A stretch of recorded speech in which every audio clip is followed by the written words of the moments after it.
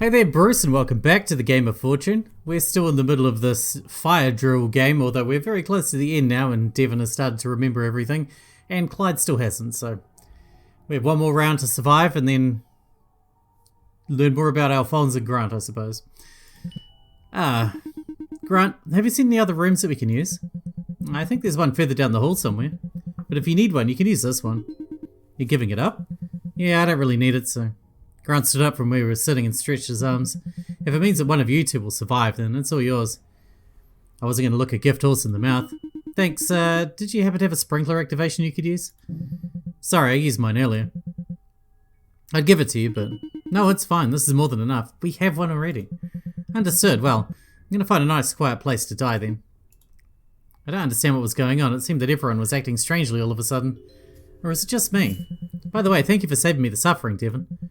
If what you said is true, then maybe we won't have to go through this much longer. I hope so. Well, good luck and good fortune to the rest of you then. May we wake at the end of this torturous game. He waved and then walked down the hall and turned the corner out of sight. What was that about? I just talked with them a bit about stuff I remembered. Figured that would save us a bit of trouble later on. Those two are going to go die. So only us and Alphonse are going to survive. Think of it as a mercy for him and for us. You won't get rid of it, so don't bother asking until later, okay? Fine. Attention students, the last period will start soon. Make it to your classes. You won't want to miss your final exams now, would you? Well, I guess you know what to do then. Why are you acting so relaxed for? Go down the hall and look for the room Grant mentioned. Because, mate... I didn't wait for her to finish and grabbed her shoulders to look her in the eyes. I don't care what you're thinking, your life matters. It matters to me. I don't know or understand what's gotten into you, but you need to survive. I need you, Devon. I don't want to lose you to this place. So go and find a room and get through this, so you can explain to me what's going on. For a few seconds, she stared at me with wide eyes and her face became flushed. I forgot that no matter what we go through, you're still always like this. Stubborn where it counts. Fine, I'll give it a fair shot. I'll even use my sprinkler activation for myself. Good, now get going. Aye, aye, sir. If I was her, I'd still just round the corner and let myself die. She winked and then dashed off in another direction. I didn't know what came over me, but I just knew that I couldn't let Devon throw her life away like that. And now I just had to do the same, ensure that I win this game, and this is the first time that I looked into the door. And this one, there was no doubt in my mind that there was a raging fire in there. The heat radiating off the door was intense. I'd have to use my sleeves or something else to even open it. I could see the flames licking the top and bottom of the door, not even smoke this time around. What smoke did come out was an intense smog that smelled of burnt wood and harsh chemicals. The blaze in there was bad. But I couldn't be daunted. I just had to get in there and end this. Time to end this. I was gonna use the sprinkler, obviously. Well, I've got it, so I might as well use it. And this will keep me nice and safe. Then I can coast right to the last game without issue. I pressed my finger on the button and could hear the sound of the sprinkler system activating. Any fire that was in there was going to be completely doused for sure. Knowing that, I confidently stepped into the room. Safe and sound. Still a little bit of smoke, but there's some weird machine around here. I guess this is what was making the smoke. And there's still some flickering red and yellow lights coming from the ceiling. Was it just some weird test? A trick? Well, trick or not, this is still going to lead me to surviving and winning. So it doesn't really matter. Though it does make me wonder what might have happened if I didn't use it. Or hell, what if I never used the sprinkler system at all? The whole game? No point fretting about that for long. I just sit back, relax, and wait for the game to end. I took risks where I needed to, and I was rewarded for it. No use in second guessing myself and wondering about what ifs. Then I'd be able to get the answers to all the odd things going on here. From Devon, Alphonse, or maybe both of them. It'll start coming back to you in a moment. School's out, everyone. Please meet me at the front of the school for dismissal. Thank you for being wonderful students. Well, at least it's over. No more worrying about flames. 3 games down, 1 more to go. I left the room and entered into the hall. Belle said to go to the front of the school, but where exactly is the front? A lot of the school kind of seems the same, so how exactly are we meant to find the way to the... Right this way, right this way. Come on, everyone. The exit isn't too far off. Sounds like all I have to do is go wherever Belle's voice is coming from. Works for me. After about a minute of searching, I found Belle rallying Alphonse and Devon over to some section of the school. And when her eyes locked onto mine, she cheerfully waved her hands to motion me over. Come on, Clyde. The day's done. Aren't you ready to get out of the school? I have no idea how happy I am to get out of here. Ready for some after-school activities? I'm sure that there's something that you'll love coming up soon. Joy? Alright. Well, allow me first to congratulate each of you for managing to get through fire drill.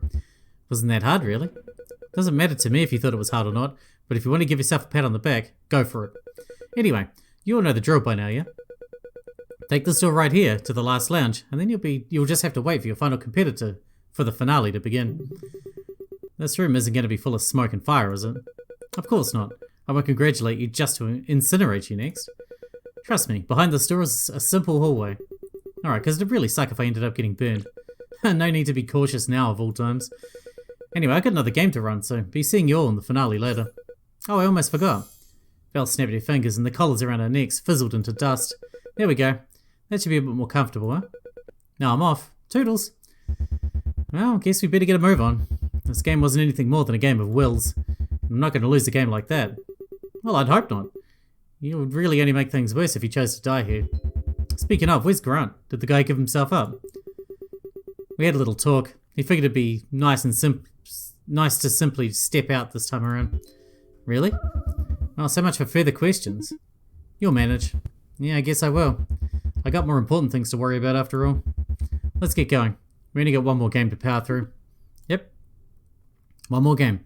And with it, hopefully, some answers and revelations. So, Alphonse. We got to hear the end of that story? Yeah, I guess we are. I'm alive. You're both alive. I guess you really wanted to hear the end of it, huh? Honestly, I think I can guess the ending. Or at least part of it based on what Maria told me earlier. Maria told you earlier, huh? Part of it. I can figure things out, honestly, but I don't want to assume. You need to explain yourself too, Devon. I will. But I'll do it once we get to the last lounge. At least by then, I won't actually have to do much talking. At least I hope. Stonewalled once again. Just bear with me, okay? Guess I didn't have much choice. Alright, Al, story time. When we last left off, you were talking about how you were getting a bunch of people ready to testify against the Digits of Eden. Yeah. Well, that all fell apart pretty damn quickly. 4 years ago to the day, I was getting things set up, finalising just about everything, so that it'd be one hell of a bombshell. But then, in the middle of the day, I heard the news that she just died. Dead? What do you mean she's dead? She's not responding. I don't understand. Why is this happening? She just collapsed in the middle of the day.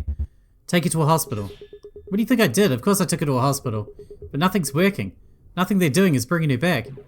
She's not breathing. There's no brain activity. She's just... Calm down. Was she attacked? Explain to me what happened.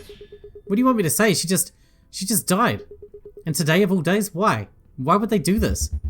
Was the Digits of Eden? Did they retaliate because of... Shut up. This isn't about them. They didn't do anything. If anything, it's all your fault. Maybe the goddess was mad because you were driving away her followers. This is all your fault. If you hadn't made her follow through with this, then she'd still be alive. Don't come back ever again. Maria, wait, please. Just wait and... Damn it. Couldn't even get a word in before she hung up. Why? Why the hell did this happen this way? I knew that the Digits of Eden were onto me. I was cautious at the start, careful not to make it seem too obvious what I was doing. But as the time went on, I became reckless, caring more about getting more and more of evidence, finding more and more people willing to speak out. I didn't cover my tracks or keep myself, Maria, and May from the whispering lips of the Digits of Eden. At first I thought that it was fine, let their paranoia lead them to make mistakes. But they didn't make mistakes, they made moves. First there were the threats, primarily aimed at me and then to May. I wasn't worried, I dealt with organised crime before, and I wasn't going to let them their intimidation tactics scare me into silence. I'd already copied what information I'd found and passed it to a reliable friend who'd go public in the event of my death. So that was covered. It soon became less about threats of violence and they started going for my heart. They reminded me time and time again of the people would be lost without them. That I was going to cause more harm than good. That I was just trying to make a name for myself using the blood of others as ink. But I didn't relent. I kept searching and soon they started to crack down on their own people.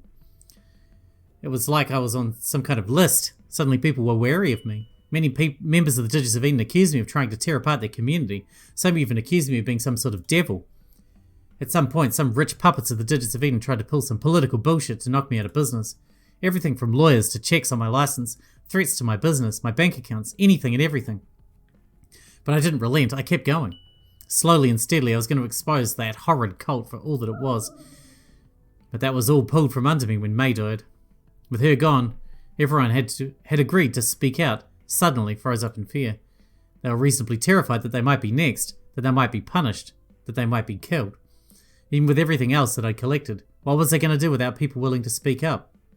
Obviously I was going to investigate May's death. The timing couldn't just be a coincidence, especially with what I'd learned of their goddess that the cult revered so much. But before I even got a chance, I got some unwelcome visitors later in the day. I didn't think that I'd get a lot of visitors today. I was even planning on taking the day off, but it seems that the devil just had to send over his 2 lackeys to keep me busy. You really ought to watch your words. Or else what? You gonna kill me too? I know what you did. You had a hand in May's death. So what, you gonna kill me next to make sure that all the crimes and misdeeds you've done get swept under the rug? If you know that much, you're better off keeping quiet before we cut that tongue out of your... Cole? Cole eased up a bit to my surprise. When those 2 showed up, I wasn't sure what to expect. If they really wanted me dead, I'm sure they could have hired some muscle to take care of me instead of doing it themselves. So I could only assume that they wanted to talk. Hell, maybe they wanted to gloat that my linchpin had been killed that day. Either way, I was still tense. What do you want? Just to talk, ensure that we're both on the same page. Oh, we're on the same page. You just want to silence me, don't you? If you can't get me, you'll go for just about everyone around me. No, nothing like that. I just want to ensure that you understand your position.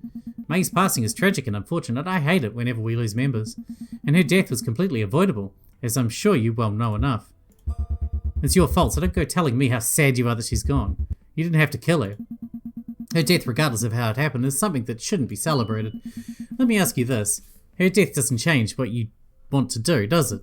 I'm sure that you still want to go to the press or the police or someone with the authority to act on everything you've collected. Why, I'm sure that even if you were somehow disappear, that you'd have someone continue your work. If anything, May's death, I imagine, has stirred a fire that will serve only to keep you going until you're satisfied, or dead, whichever comes first. Though I still imagine that May's death will put a hiccup in whatever plans you have. He was right. This only served to drive me further, even if I'd had a heavy blow dealt to me. Well, what you do is up to you. We just want to make a quick stop because we thought it'd be best to warn you. Warn me of what? What happened to May? It could happen to anyone, really. It's a tragedy how fragile life really is. No one knows the day or the method of their death, usually. Are you saying you can? I wouldn't go so far as to say that I'm a prophet of death, but you should be sure to keep those close to you safe. Spend time with them. Focus less on this crusade you have against us and really start living. Or you might find that the rest of your life will be one of lamentable regret. You really want to go about threatening my friends and family? Nobody said anything about that. We're just saying that you're grinding your nose into your work way too much. Everyone will be happier and safer if you just abandon this entirely. What if I don't? What if I keep going? Piece of shit. We're suggesting that this works best for everyone because we don't want accidents.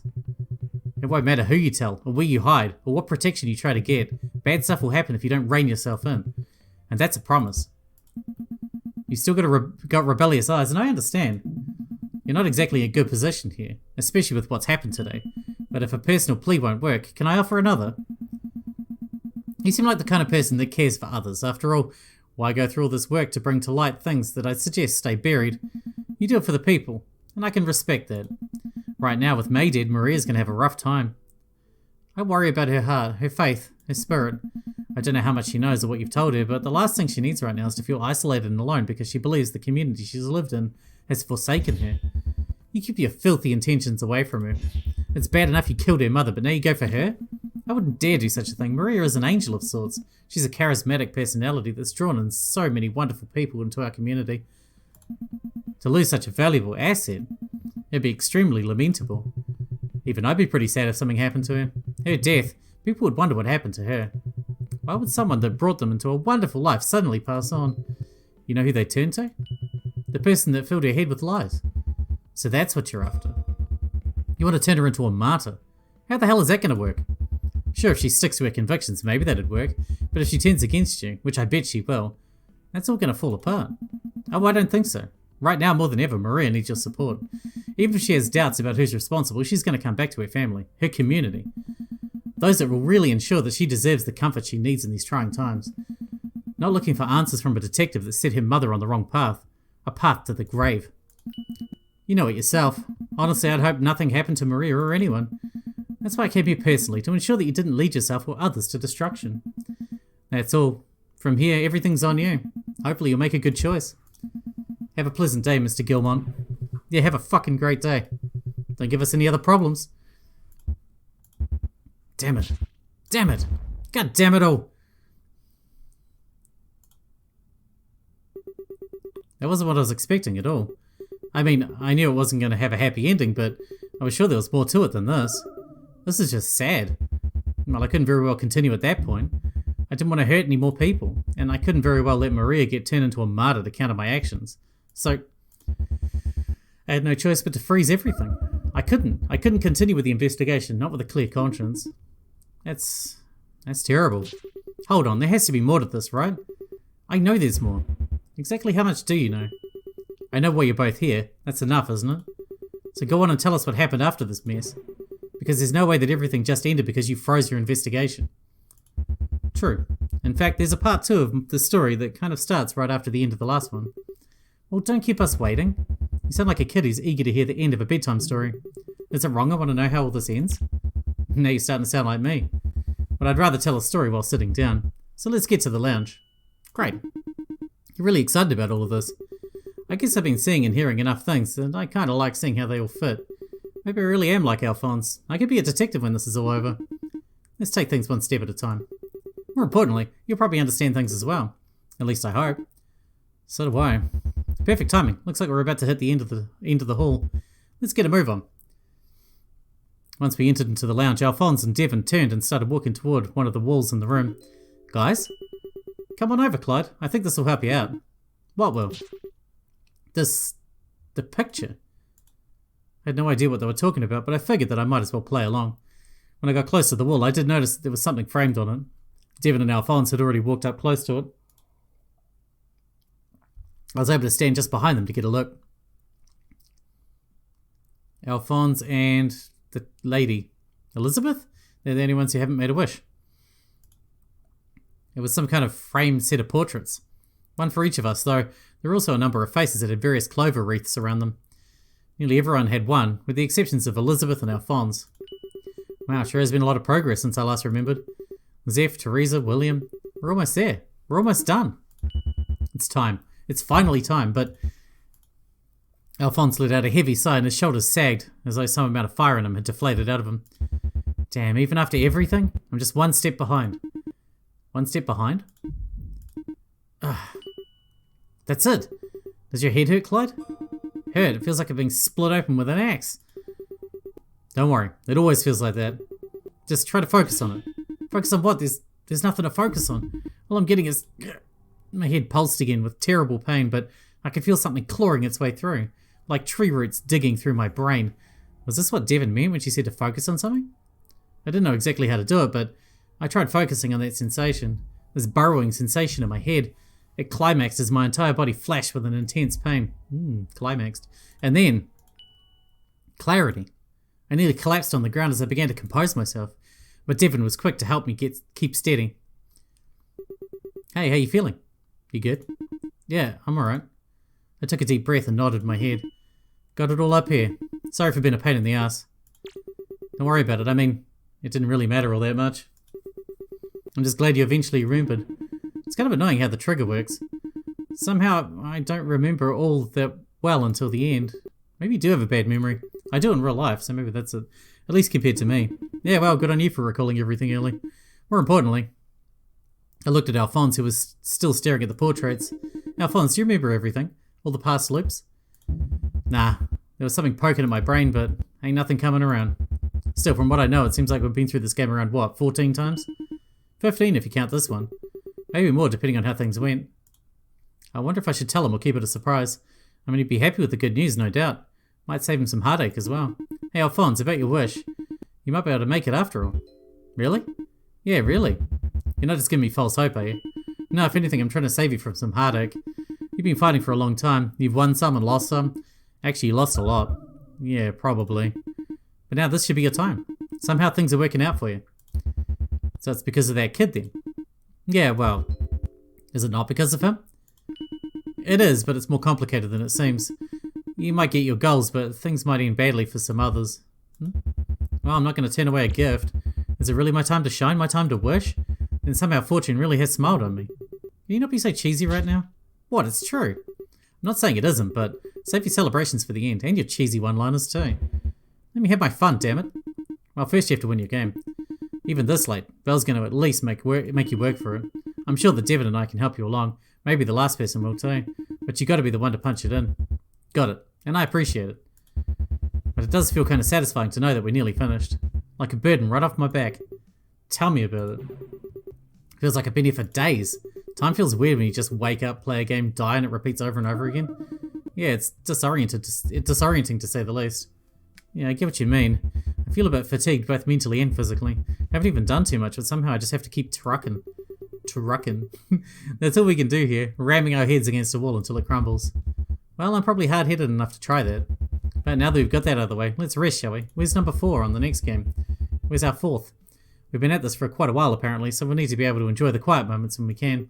Yeah, and you need to finish your story before someone walks through that door. Otherwise, I'm going to die from anticipation. Fine. Sheesh, I don't think I was going to be telling a pretty important part of my life story. Well, if it makes you feel better, you aren't the only one. Yeah, this place seems to make a lot of people open up. It's probably the threat of death. Everyone wants to get their words out there. But fine, gather round. At this point, it's probably safe to talk about this. We moved over to the couches and lounged on them, waiting for Alphonse to get comfortable so he could regale us with the final pieces of his story. You two seem to remember a whole bunch, but I guess what I need to ask now is how much do you know about the deal that Maria and I made? Can't say I know much about it personally. I mean, from what I've learned, I have my suspicions about it.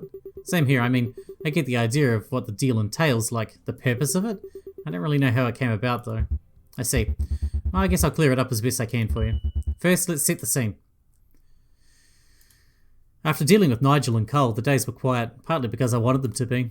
No calls, no investigation, nothing. I wanted to go to May's funeral. I had a burning desire to help Maria through the trauma of losing her mother, but I couldn't. I just couldn't do it. I wasn't really sure what to do in the following weeks. The days just passed on and on and on, until I got a call. You want the truth, don't you? You want revenge. I can help you get it. Who is this? For now, you can just call me Felix. That's not all that important. Alphonse Gilmot, you've been after the digits of Eden for a while now, haven't you? Trying to reveal all the dirty secrets so that justice will be done and the manipulative cult will come crumbling down. I'm right, aren't I? And what if you are? What if I said we had a mutual interest? I'm not exactly happy with how things have turned out here, and I think it's time for a change of management. I think we can help one another out. Look, it's a bit late to help with that. I'm not looking into them anymore. Oh, I know, but you don't need to worry. We're going to be dealing with this. What we're going to be dealing with is confidential. No one is going to know or hear about this, especially not the digits of Eden. Plus, they're not going to pull anything soon. We've got time to work things out. And time is imperative right now. So what do you say? Willing to at least hear about an opportunity to get the justice that you so eagerly want? How do I know this isn't a trap? That you're not some digits of Eden agent checking to make sure that I've recently given up on them? Well, you can't really be sure. That's up for you to decide. If you don't want to take the risk, you don't have to. Just know that time is of the essence. And if you want revenge for what happened to May, then you're going to have to trust me. What do you want me to do? Simple. I need you to trust me. I'm going to have a friend of mine pick you up. They'll take you to my place, and we can hash out the details there. It really does sound like a trap. Again, it's up to you if you want to come along. If it makes you feel better, I promise there'll be snacks in the car. It was shady as hell and common sense not to trust random people on the phone. What kind of snacks? But I wanted justice and I wanted revenge. It blinded me once, and I was willing to let it blind me again if there was a flicker of hope that I'd get justice, and so I went in the car they provided me. After an hour of driving it and turning and going in all sorts of directions, I eventually was escorted to this largish, high-class mansion. Security was tight. There were guards all over the place. I wasn't sure exactly who I was going to visit, but they seemed important. A politician? A financial giant? A celebrity? Clearly it was someone important. And once I was escorted down, I met them in a rather lavish basement watching soccer. What surprised me wasn't that they had a familiar face, but that there were two familiar faces.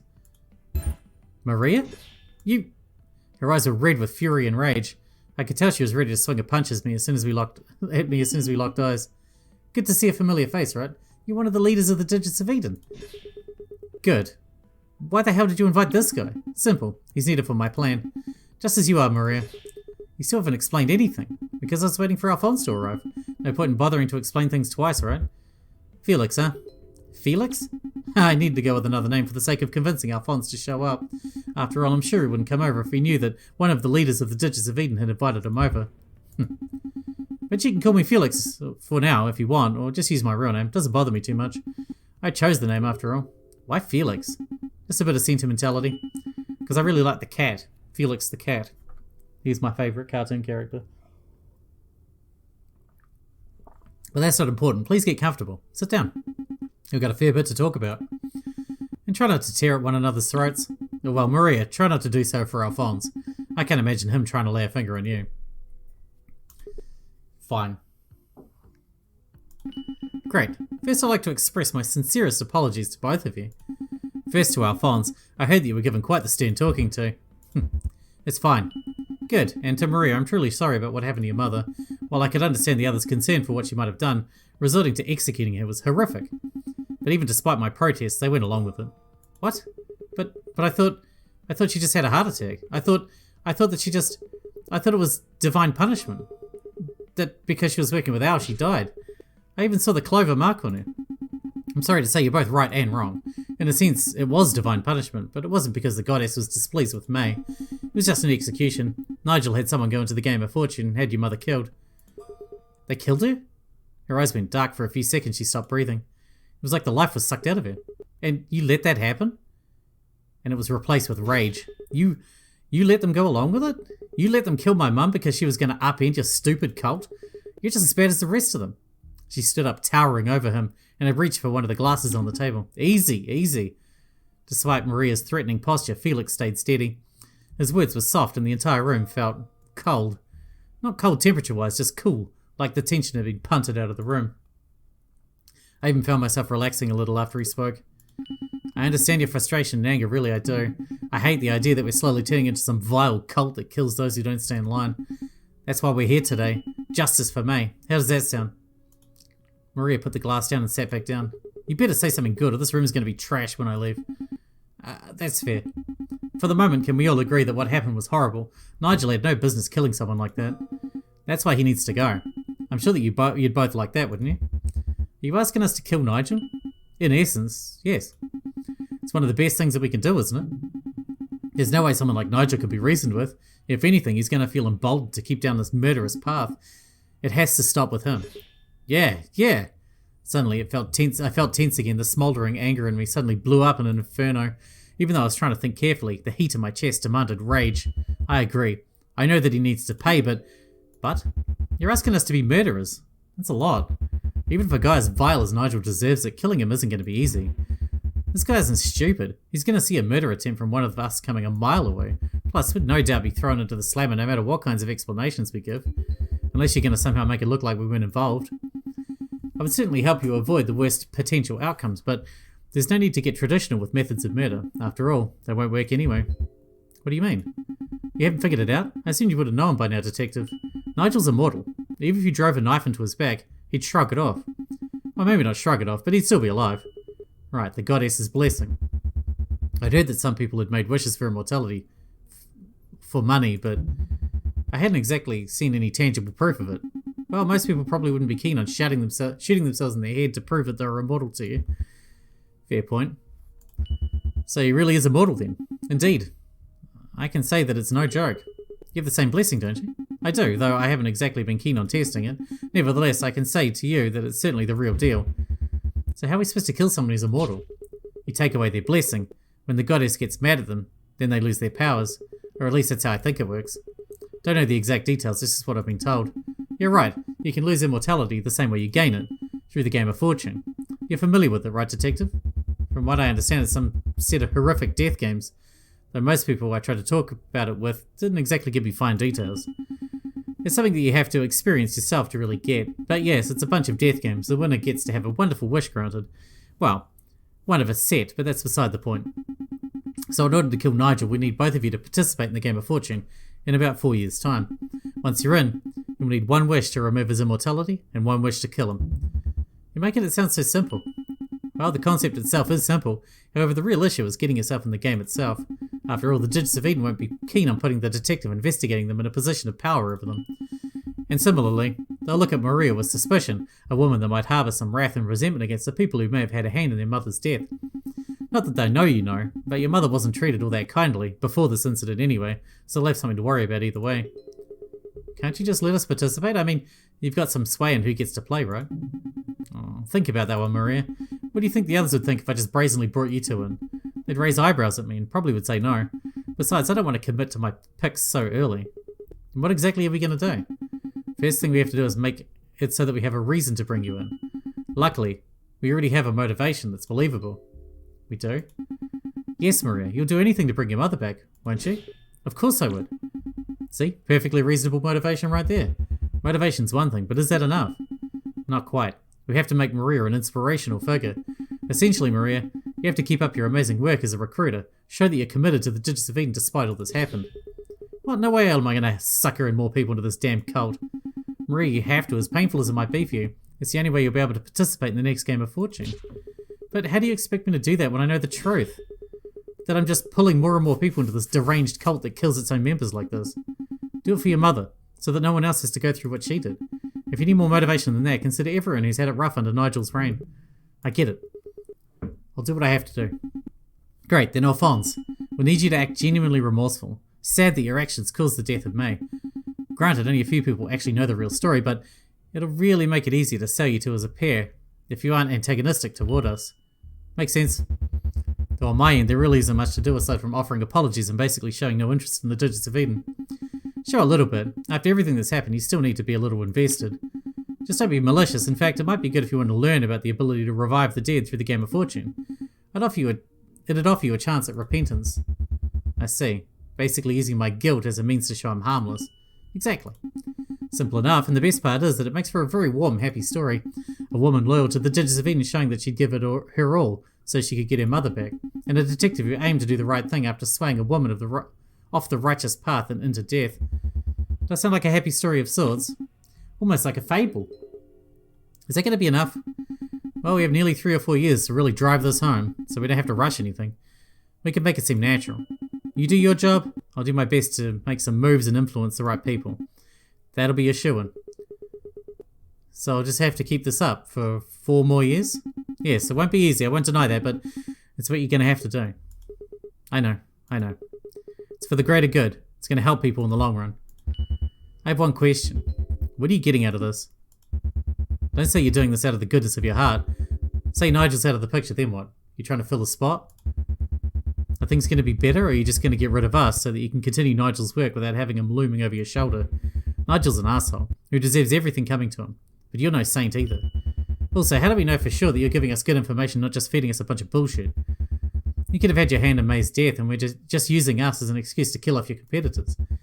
And you'd still be in trouble if the information got out, so you had a vested interest in May's death as well. He almost seemed surprised that I'd even bothered to question him.